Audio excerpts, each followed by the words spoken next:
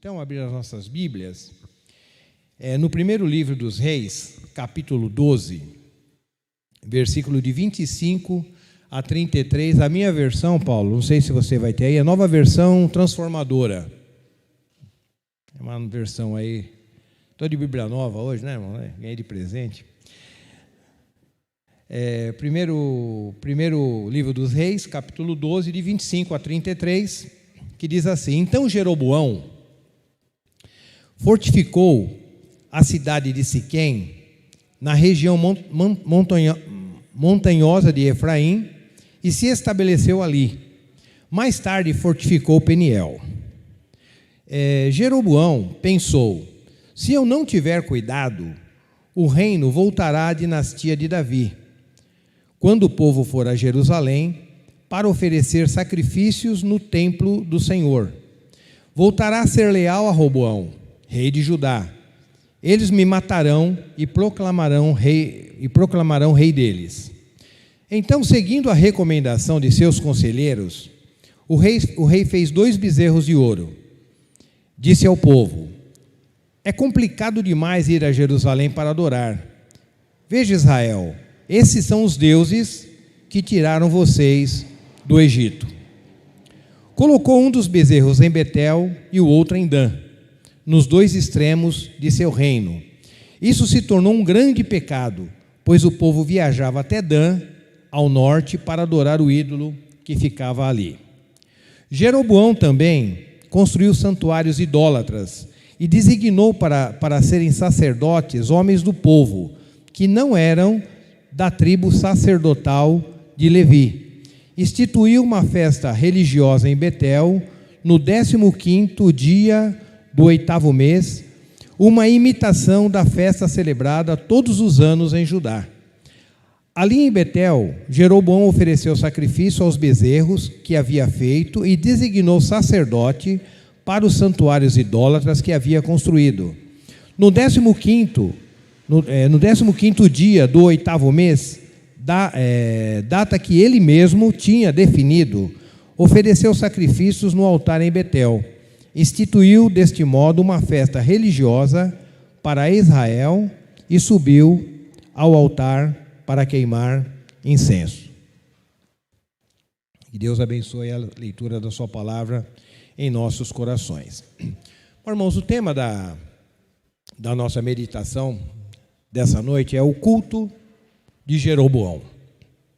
O culto de Jeroboão. Mas primeiramente vamos entender quem era esse Jeroboão. O que aconteceu? Por que ele... nós lemos esse texto base inicial. Jeroboão, irmãos, ele era um oficial muito competente dentro do período do reinado do rei Salomão. Então, o que tinha acontecido? O rei Salomão era aquele sábio rei, que depois foi se corrompendo, o coração dele foi se corrompendo, e ele acabou até caindo na idolatria, oferecendo sacrifício para Astarotes, que era uma deusa da fertilidade. Então havia muita prostituição nesses cultos, né? Começou a prestar culto até a Moloque, aquele deus que exigia sacrifício humano, né? Então Salomão chegou nesse nível de perversidade, de degradação espiritual. Tá? Então, apesar de toda a sua sabedoria, apesar de tudo aquilo que Deus fez por ele, apesar de todo, né, o cuidado de Deus por Salomão, mantendo o seu reino em paz, etc. e tal, ele chegou nesse absurdo de oferecer sacrifícios a um Deus que exigia sacrifício humano. Só para os irmãos saberem como que era esse Moloque, esse Deus Moloque, ele era um Deus oco. Ele era um deus de ferro, mas ele era oco. Então, ele era enchido de lenha e era colocado fogo. Então, ele ficava incandescente. E ele ficava com as mãos estendidas, assim, né? E parece que tinha um buraco assim embaixo dele também, e as crianças eram jogadas lá dentro.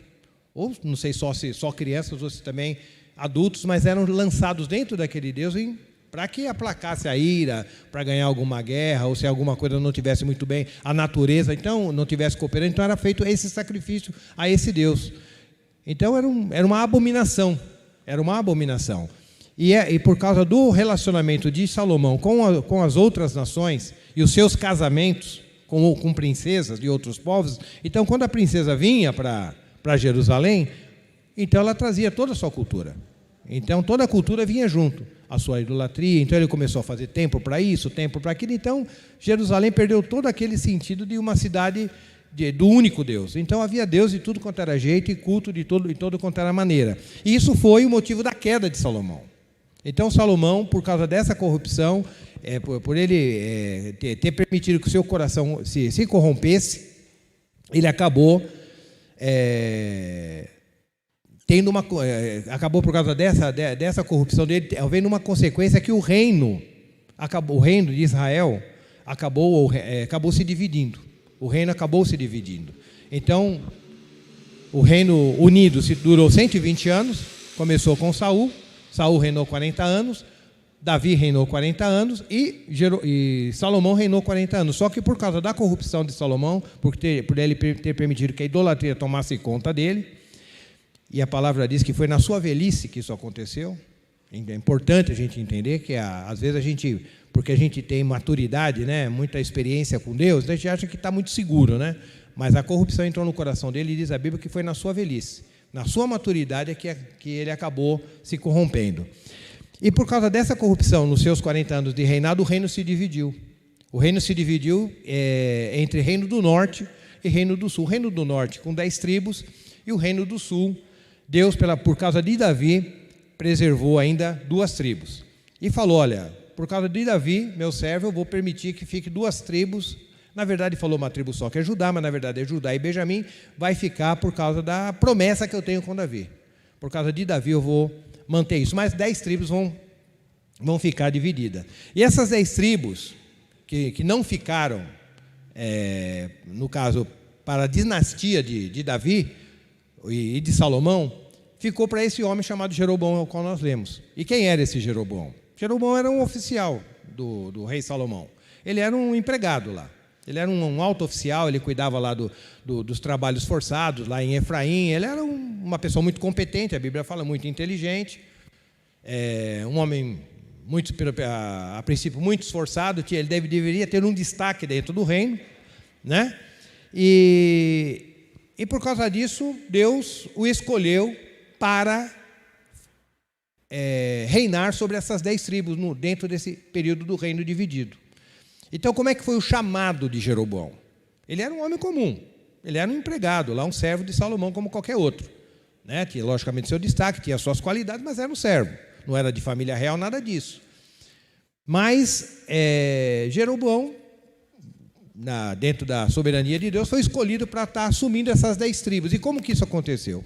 Jeroboão estava andando ali, de repente, e apareceu um profeta chamado Aías.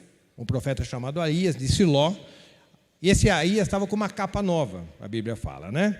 Eu só estou falando, está em 1 Reis, de 11, de 29 a 40, se os irmãos quiserem conferir. Esse Aías estava com uma capa nova, né? E aí ele pegou essa capa nova, quando o Jeroboão estava passando, ele pediu para Jeroboão parar e começou a rasgar a capa dele. Ele pegou essa capa nova, tinha acabado de comprar lá no shopping, lá tal. Aí ele pegou aquela capinha nova e rasgou em 12 pedaços. Ele rasgou essa capa em 12 pedaços e falou, olha, 2 pertence à dinastia de Davi. Vai continuar porque é uma promessa do Senhor para com Davi. Então essas 2 vão ficar por misericórdia de Davi, meu servo. Mas as 10 tribos vão ficar para você, Jeroboão. E é o seguinte, Jeroboão, essas 10 tribos vão ficar para você, e se você se comportar direitinho, andar nos mandamentos de Deus, fazer a vontade de Deus, a sua dinastia vai ser permanente. Você vai ser abençoado. Apesar de você não ter nada a ver com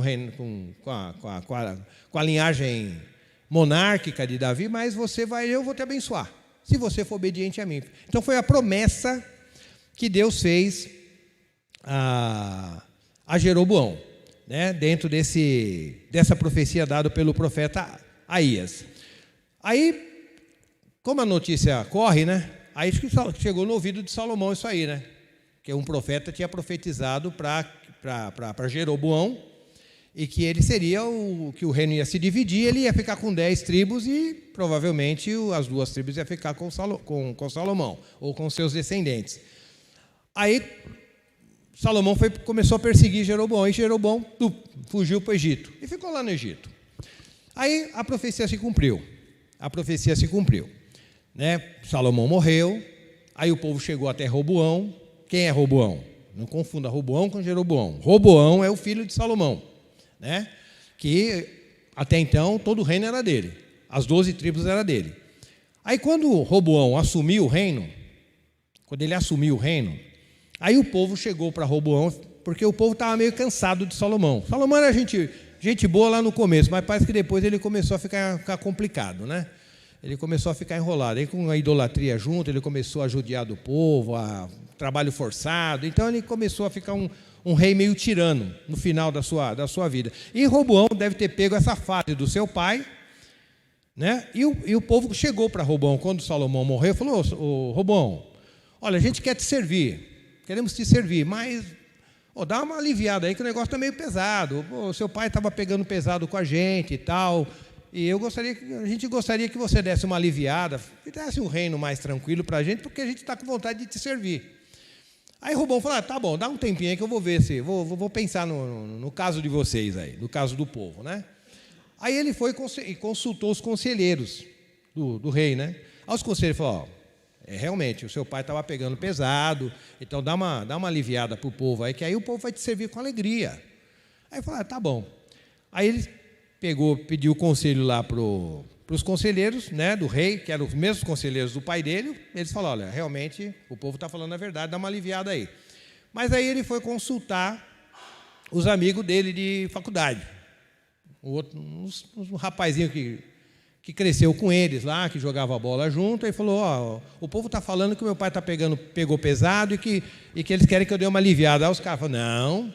Inclusive uma versão fala assim, que ele pediu conselho para os mais velhos, para os anciãos mais velhos, e depois ele ouviu o palpite dos mais novos. A minha não é essa, mas a outra versão minha está escrito: para os anciãos deram o conselho e os mais novos deram o palpite, né? E às vezes a gente tem uma tendência muito grande de dar mais ouvido para os palpites do que para os conselhos, né? E tem gente que fala assim: se conselho fosse bom, não se dava. Mas não é bíblico isso não, meu irmão. Não é bíblico. O conselho você tem que ouvir, de graça, hein?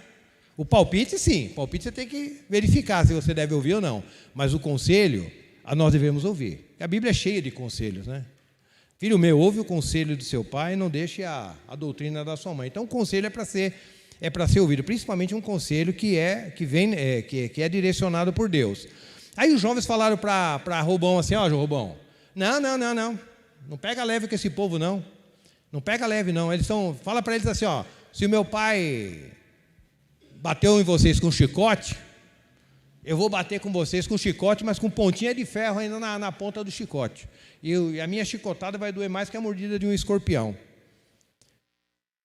E fica sabendo que o meu dedinho mínimo é mais grosso do que o lombo do meu pai. Se o meu pai foi duro, eu vou ser mais duro ainda. Então ele falou isso. E quando ele falou isso para o povo se revoltou. O povo se revoltou. Aí ele se revoltou e fez o quê? Lembrou de quem? Jeroboão, né? Que a notícia tinha corrido. Ele estava lá no Egito, fugido de Salomão. Mas Salomão já tinha morrido. Ele ouviu a história, voltou. Na hora que ele voltou, o povo foi e conversou com Jeroboão. Falou: Jeroboão, reina sobre nós. Não vamos obedecer esse cara, não. Que vai atrás de conversa de universitário. Brincadeira. Conversa de universitário, não. Em vez dele ouvir os mais velhos, vai ouvir a molecada.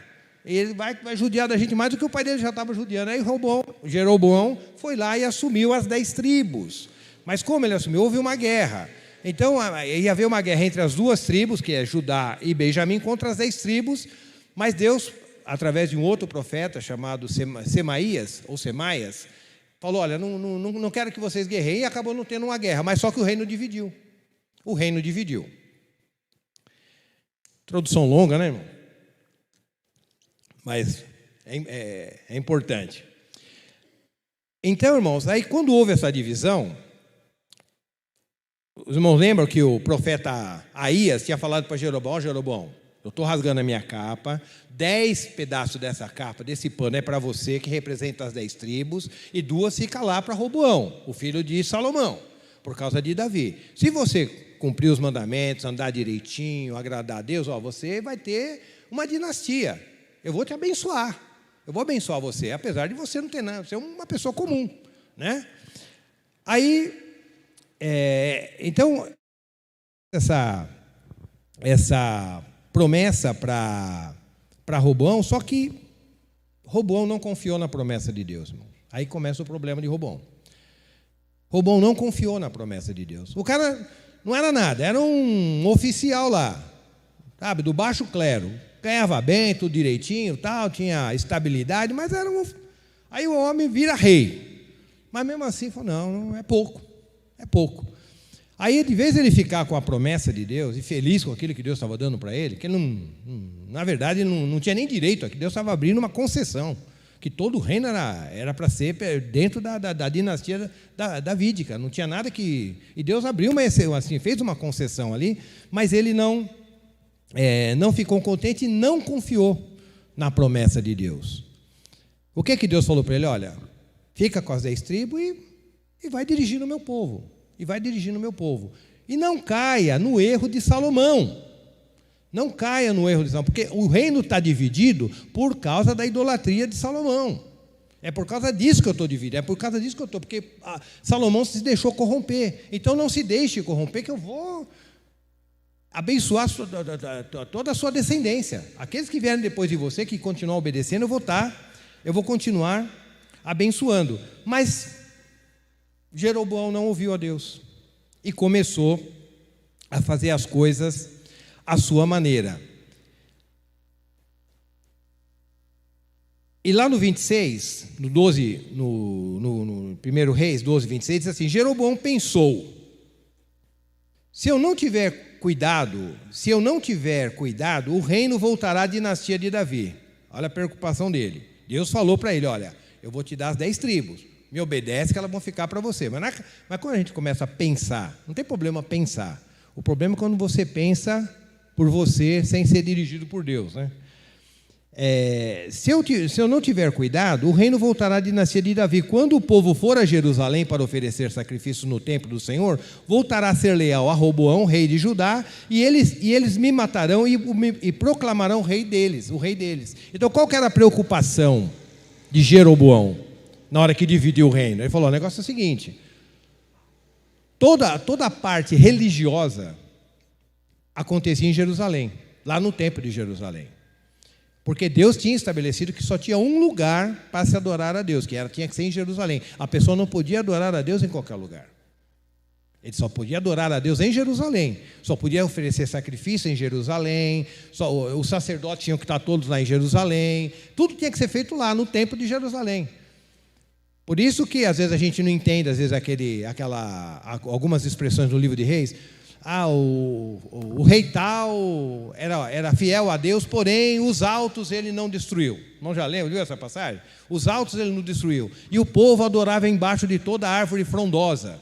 O que era isso? Era uma idolatria. Ainda que eles estivessem adorando a Deus debaixo de eles viam uma árvore muito grande, muito bonita, então falaram, não, então Deus, o Deus deve estar operando, deve ter essa árvore como algo sagrado. Então começava a prestar culto naqueles lugares, e Deus falou, não quero, você só tem um lugar para prestar culto. O único lugar que é para vocês prestarem culto é e lá em Deuteronômio, em Êxodo 12, ele fala, o lugar que eu escolher é que vocês vão prestar culto. E o lugar que Deus escolheu foi Jerusalém, então não podia adorar a Deus em outro lugar. Só que o povo, com o tempo, começou com esse negócio, adora aqui, adora ali, faz aqui, faz desse, começaram a fazer a sua maneira. Mas só que os fiéis sabiam que muita coisa não tinha como fazer fora de Jerusalém. As festas, algumas solenidades, tinham que ser, algumas festividades e solenidades eram feitas realmente só em Jerusalém. E alguns sacrifícios também, porque tinha que estar o sumo sacerdote, e só tinha um sumo sacerdote, então tinha que ser feito lá. Alguns cultos, algumas coisas, eles faziam do jeito deles, mas algumas coisas tinham que ser feito lá. Então, Jeroboão começou a ficar preocupado. O povo vai sair daqui e vai lá para Jerusalém para prestar culto. E com isso, o coração deles vai ser roubado e eles vão começar a adorar, e eles vão começar a apoiar Roboão e vão ficar contra mim.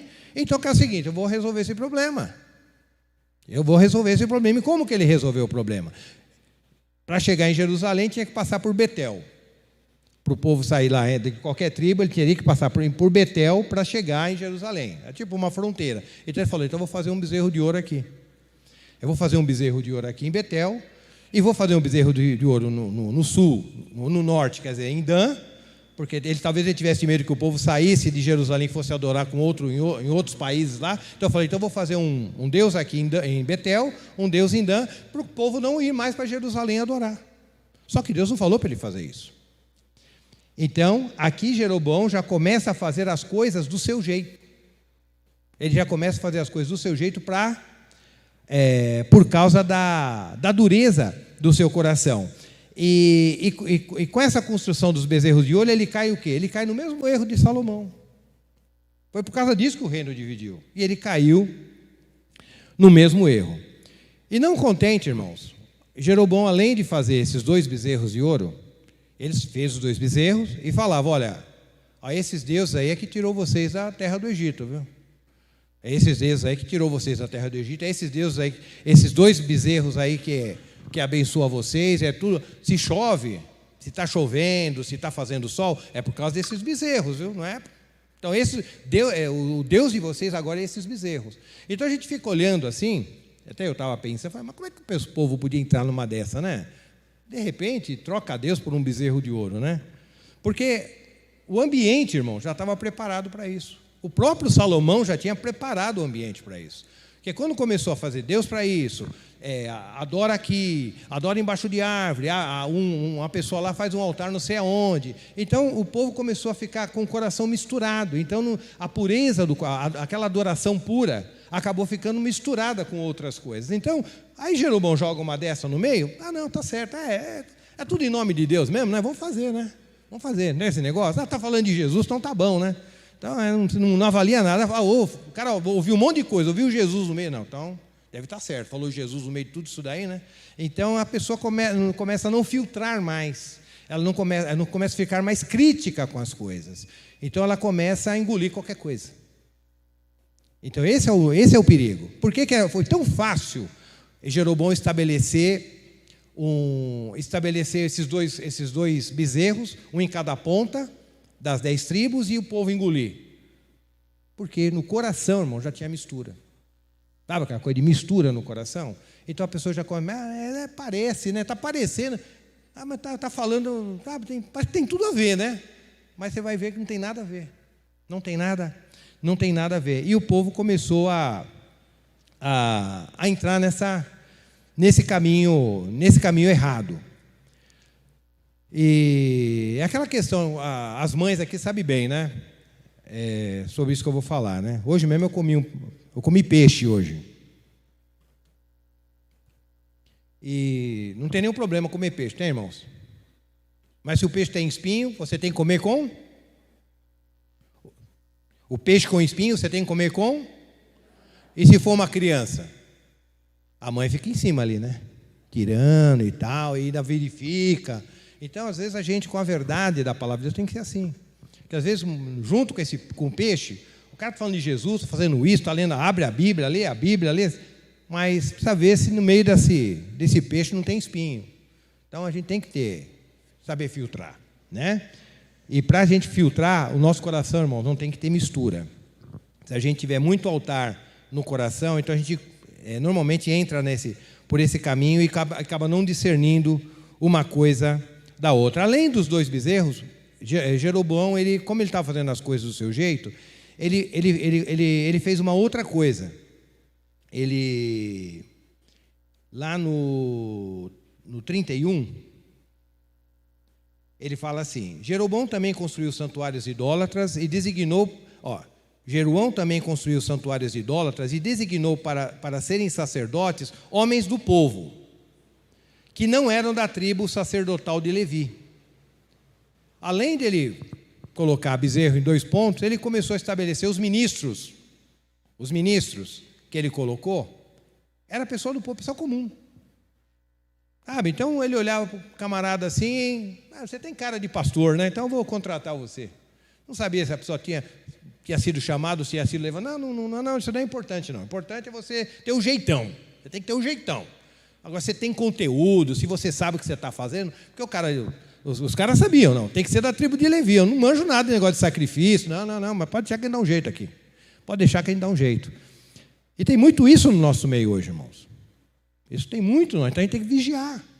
Pessoas que não têm a menor condição, mas estão sendo ordenados, estão sendo colocados, e ali estão fazendo culto a Deus. E estão fazendo culto a Deus, e está rolando, e a coisa vai rolando. E a gente vai dando glória a Deus e aleluia. Né? Por causa daquilo, porque está, mas está tudo, mas está muito parecido o negócio, né? Está falando em nome de Deus, tem Bíblia, tem até um cara lá de terno e gravata pregando lá, tal. Acho que o negócio deve estar certo, né? Mas Jeroboão, a Bíblia fala que ele colocou aqui a pessoa de acordo com a sua vontade. E começou a fazer o culto à sua maneira também. E ele começou a fazer o culto à sua maneira.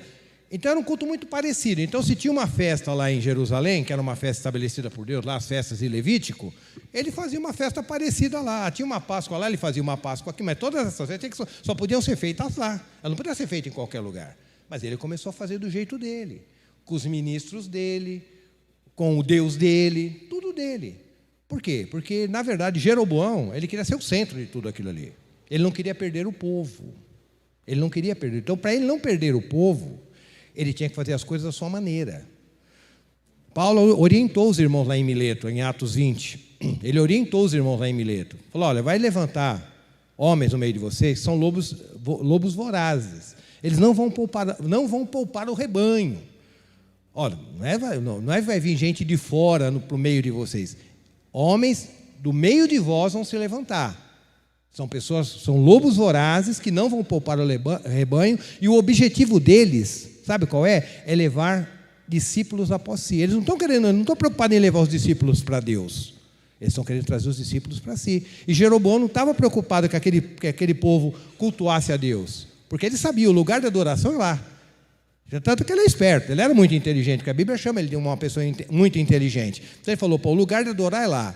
Se eles forem para lá, eles não vão me respeitar mais, então eu vou perder o meu povo, porque o povo é meu, né? Não é de Deus, o povo é meu. Então eu tenho que fazer alguma coisa para o povo ficar preso a mim. Então eu vou fazer dois deuses aqui nas duas pontas, vou colocar os ministros que eu administro, né? Porque se o pessoal não era levita, ele ia fazer do jeito dele, do jeito que ele queria. Tanto é que ele até adorar, no capítulo 3, nós não vamos entrar, o próprio rei ia lá e oferecia sacrifício, o Jeroboão ia lá e oferecia sacrifício no altar como se ele fosse um sacerdote. Era um absurdo, né? Isso também era um absurdo, era uma profanação, né, o que ele estava fazendo. Então o culto era do jeito dele, os ministros eram do jeito que ele queria, então era tudo manipulado. Tudo manipulado. Aí ele falou, mas aí quando dava um dia da festa lá, então ele inventava uma festa aqui também, aqui nas 10 tribos, para o povo não sair, não ir lá para Jerusalém. Então, irmãos, essas inovações, a questão das festas, é por causa então, além de ter os seus próprios ministros e os bezerros, ele tinha também, além de ele imitar o culto, um culto imitado, é bem parecido esse culto com um culto cristão, é bem parecido, né?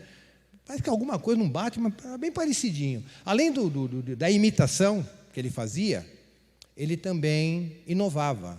Ele tinha uma festa que era para ser feita num determinado mês, ele fez no mês seguinte. Uma festa bem parecida, mas fez no mês que ele queria. E tudo para Deus era determinado. Tinha o dia certo, é o dia 15 do mês tal, para fazer a Páscoa, é no dia tal, era no 8º dia, depois da Páscoa, era dos pães asmos. Então não era no dia que as pessoas queriam. Era Deus que tinha estabelecido aquelas datas. E ele começou a estabelecer as suas próprias datas, fazer as suas inovações no culto. Não sei se os irmãos estão ligando quantas inovações nós temos nos nossos cultos.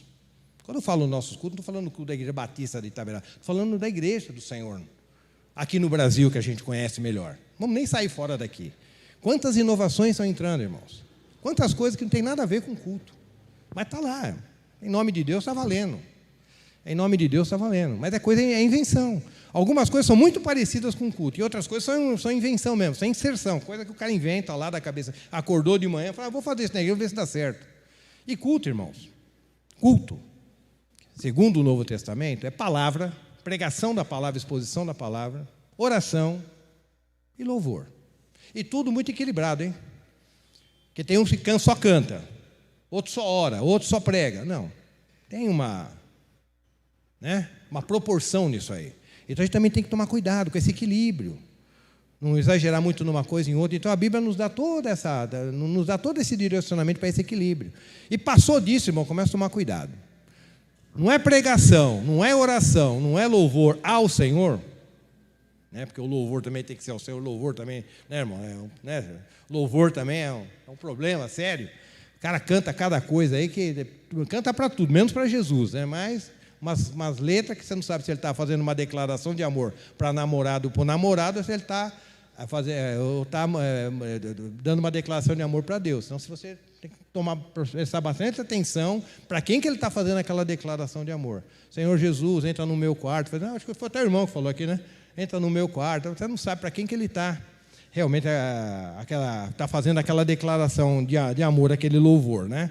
Então, essas inovações, irmão, são muito perigosas, a gente também tem que tomar cuidado.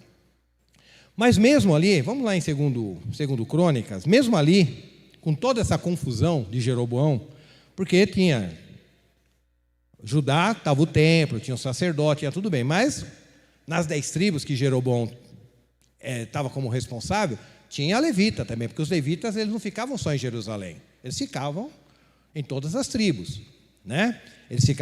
Como eles não tinham terra, né? Não tinham herança, então eles ficavam em todas as tribos. E apesar de toda essa confusão que Jeroboão estava fazendo no culto, aqueles que são fiéis, irmãos, eles conseguem discernir. Deus sempre fica com seus remanescentes, né? Lembra de Elias lá? Ô Senhor, eu estou aqui sozinho, não tem ninguém, só está eu e o Senhor. Falou, não, Elias. Depois que ele matou lá os profetas de Baal lá, que a Jezabel começou a perseguir, ele ficou com medo da Jezabel e falou, ô Senhor, me mata, eu quero morrer, porque só estou sozinho, todos os seus profetas morreram e papapá. E Deus falou, não, Elias, você não está sozinho. Ainda tem quantos? 7, quantos mil? Irmão, vamos aí, irmão, ajuda aí, irmão. Quantos mil? 7 mil homens que não se dobraram a Baal e cujos seus lábios não o beijou. Você não está sozinho, Elias. Você não sabe, mas tem 7 mil ainda que não se dobraram a Baal e os seus lábios não o beijaram. Então Deus sempre tem os seus remanescentes, irmão. Então não se desanime com a igreja brasileira. Ah, não, o negócio está detonado, está tudo corrompido, não tem mais ninguém santo aqui no Brasil. Ih, rapaz, esquece, eu estou querendo mudar para outro país, porque aqui não tem mais jeito, os crentes aqui é tudo meia boca. Não, irmão, não. Que você não se desanime.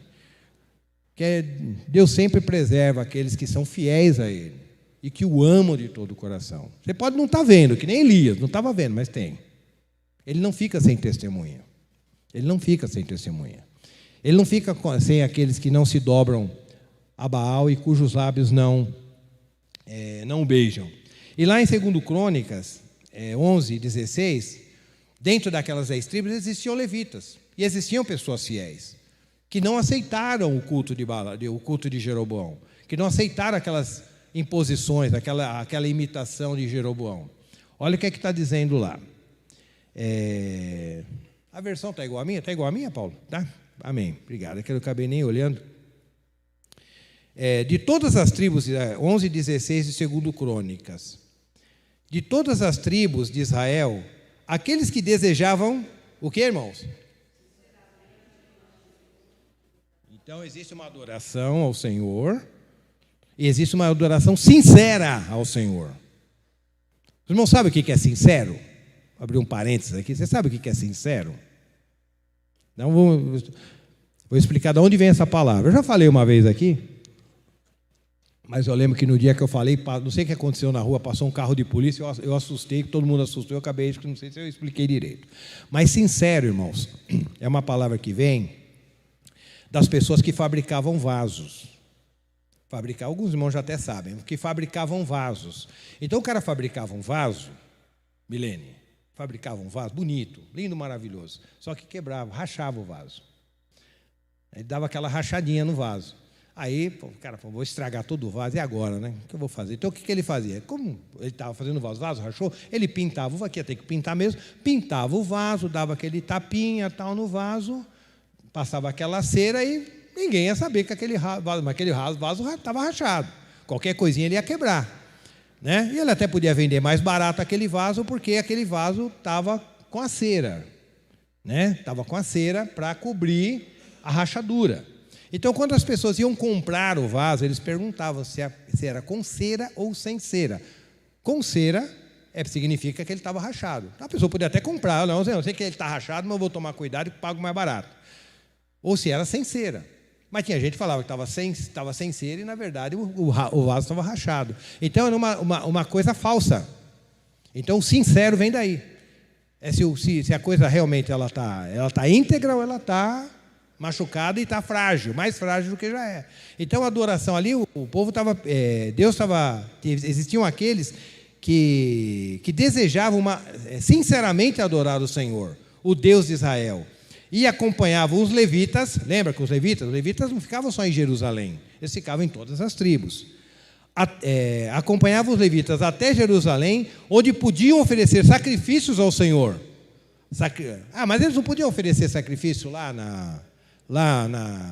nos altares lá de Jeroboão? Não era mais fácil? Jeroboão falou, mas é muito trabalho, mano. Você vai sair daqui, gastar dinheiro com viagem. Ele fala aqui, olha, é muito custoso. Você vai sair daqui, oferecer sacrifício lá em Jerusalém. Oferece aqui mesmo, não é mais fácil. Mas só que Deus tinha estabelecido o culto a ele aonde? Qual o local que ele tinha escolhido para que oferecesse, para que invocasse o seu nome? Em Jerusalém. Não podia ser feito em qualquer lugar. Não era do meu jeito. Eu não podia fazer as pessoas sabendo, quem era sincero, não fazia o culto do seu jeito, fazia o culto do jeito de Deus. Mas o culto do jeito de Deus é muito chato. Chega lá, é um animal que mata de manhã, outro animal que mata à tarde, aquela mesma coisa, não tinha muita mudança, uma liturgia só. Mas é do jeito que eu estabeleci assim. É assim que eu quero. Mas hoje na igreja o culto é muito chato, o culto você tem que ir lá ouvir sobre Jesus, você tem que ser ensinado a olhar para Jesus, então é isso mesmo, é o que você precisa, aprender a olhar para Cristo e nada mais. Então o culto é para você realmente estar olhando fixamente para Cristo e não para nenhum outro lugar, para nenhuma outra árvore frondosa e para nenhum outro altar, mas para a pessoa do nosso Senhor. Assim como lá no Velho Testamento você só podia prestar culto lá em Jerusalém, hoje você só pode prestar culto ao Senhor Jesus. E só para Ele que você tem que olhar. E só a Ele, e só com Ele você se apegar. E só a Ele você deve se apegar. Onde podiam oferecer sacrifícios ao Senhor, Deus dos seus antepassados. Então eles estava claro para eles, o lugar de adoração é lá. Então, apesar de todo aquele esforço de Jeroboão de perverter o coração do povo, aqueles 7.000, ou aquele remanescente, tinha consciência. Não, o jeito certo de adorar a Deus é esse que Deus estabeleceu. E nós vamos continuar adorando a Deus dessa maneira. Ainda que, talvez escondido, sem Jeroboão saber. Indo já para a conclusão, irmãos. Hoje a gente talvez não tenha um bezerro de ouro na nossa casa. Espero que não, né? Um bezerro de ouro na nossa casa. Mas a idolatria, irmãos, ela pode estar no nosso coração. Complicado isso aí. Complicado, porque o profeta fala que nós devemos tomar cuidado com os ídolos do coração, que talvez sejam mais complicados do que os ídolos de madeira, de pedra, de pau e etc e tal, né? Aquele carro que pode ser o nosso ídolo, né? Uma certa programação, um certo estilo de vida. Então tem tanta coisa que pode tomar o nosso coração que a gente pode estar prestando culto àquilo, ainda que achando que não é um culto, né? E como que eu sei que eu estou prestando ou não prestando um culto ou alguma coisa? É quando aquilo toma meu coração de uma maneira que, quando é entre aquilo e Deus, eu balanço. Tem alguma coisa que quando fala assim, olha, se você perder isso aqui, muitas vezes a gente fala, se eu perder isso aqui, eu perco o chão. Você já falou isso aí? Não precisa responder, né? Responda no seu coração. Se eu perder minha mãe, eu perco o chão.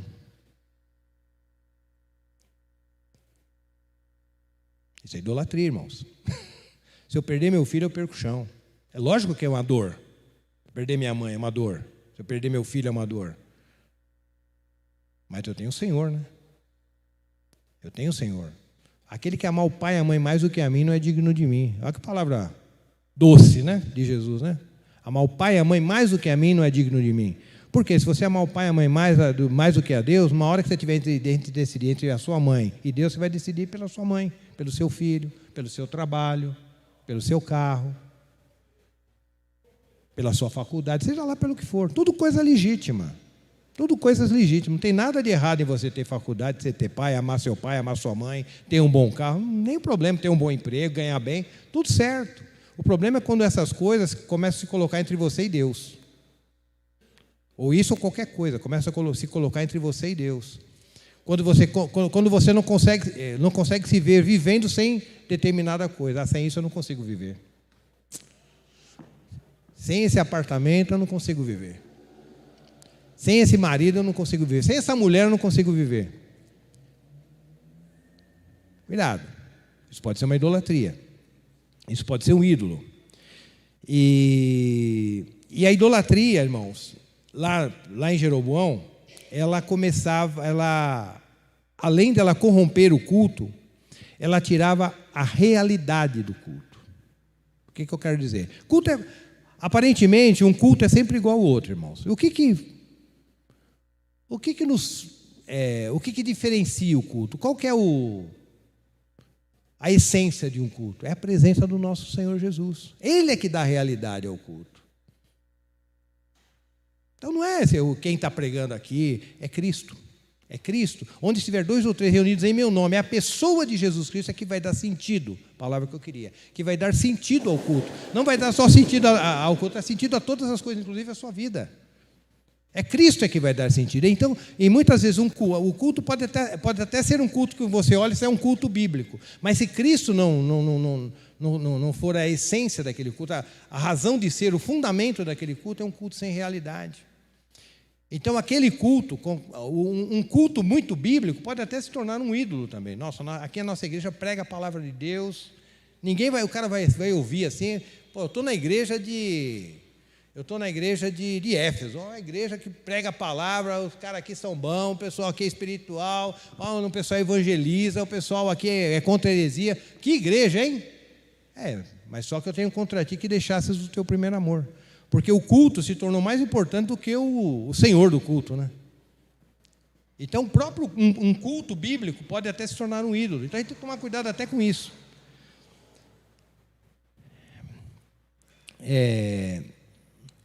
Então, irmão, a gente tem que tomar cuidado para a gente não estar abrindo porta para muitas inovações, como nós já falamos lá na frente. Então, sempre ter Cristo como centro do nosso culto. E uma coisa importante, irmãos. Uma coisa importante.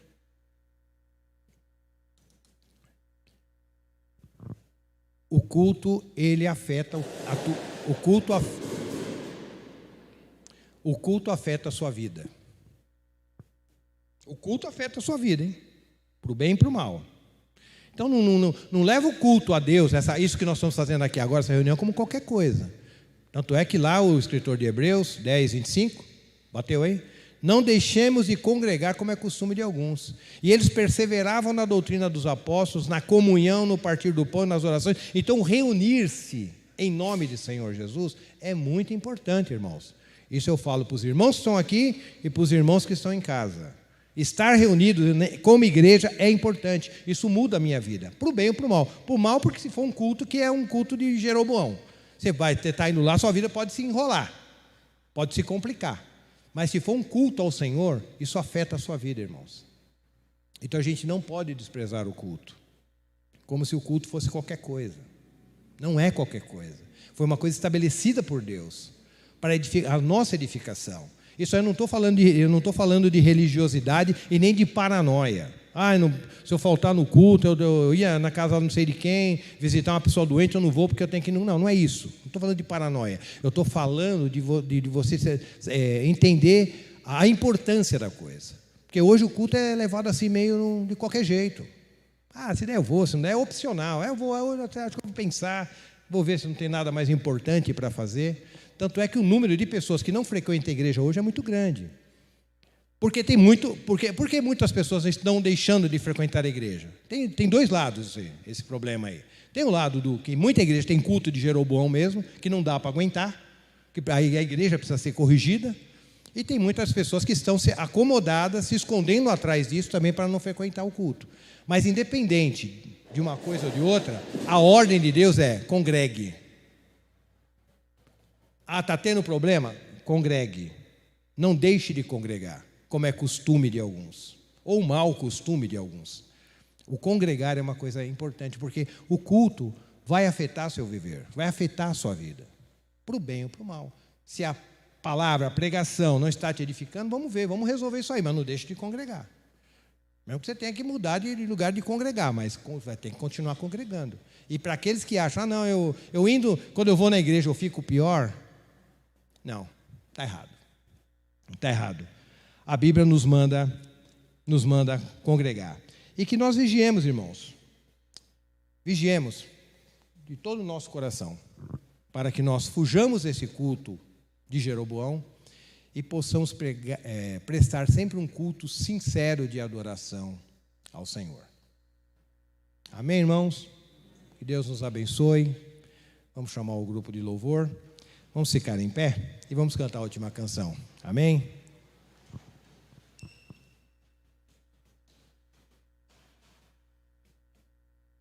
Quantos irmãos vêm para cá? Eu vou fazer a oração final.